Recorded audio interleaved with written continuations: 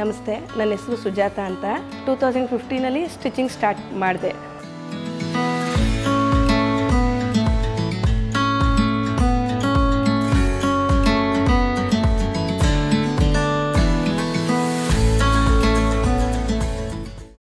So ಮದುವೆಗೆ ಮೊದಲೇ ನಾನು ಸ್ಟಿಚಿಂಗ್ ಕಲ್ತಿದ್ದೆ.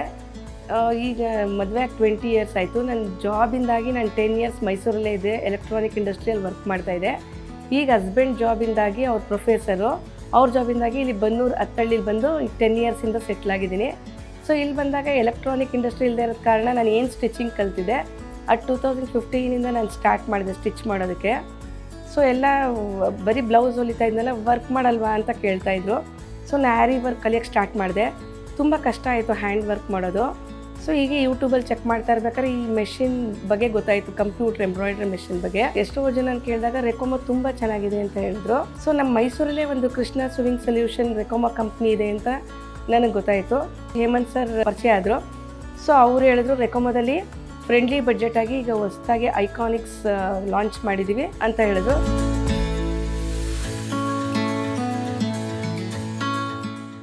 ತುಂಬ ಜನ ಐಕಾನಿಕ್ಸ್ನ ರೆಕೊಮೋ ಕಂಪ್ನಿದೆ ಎಲ್ಲ ಅಂತ ಹೇಳ್ತಾಯಿದ್ರು.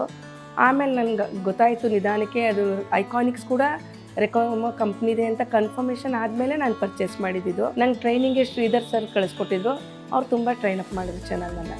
ಐಕಾನಿಕ್ಸ್ ಮೆಷಿನ್ದು ಈಗ ವರ್ಕ್ ಮಾಡ್ತಾ ಇದ್ದಾರಲ್ಲ, ತುಂಬ ಫಿನಿಶಿಂಗ್ ಎಲ್ಲ ತುಂಬ ಚೆನ್ನಾಗಿ ಬರ್ತಾಯಿದೆ. ಆಮೇಲೆ ಸರ್ವಿಸ್ ತುಂಬ ಚೆನ್ನಾಗಿ ಕೊಡ್ತಾಯಿದ್ದಾರೆ, ಏನೂ ಪ್ರಾಬ್ಲಮ್ ಇಲ್ಲ. ಸೊ ಐಕಾನಿಕ್ಸಲ್ಲಿ ವರ್ಕ್ ಮಾಡೋದಕ್ಕೆ ನನ್ನ ಫ್ಯಾಮಿಲಿ ತುಂಬ ಸಪೋರ್ಟ್ ಮಾಡ್ತಿದೆ. ಮಕ್ಕಳಿಗೆ ನಾನು ಓವರಾಲ್ ನನ್ನ ಫ್ಯಾಮಿಲಿಗೆ ಎಲ್ರಿಗೂ ಥ್ಯಾಂಕ್ಸ್ ಹೇಳ್ತೀನಿ.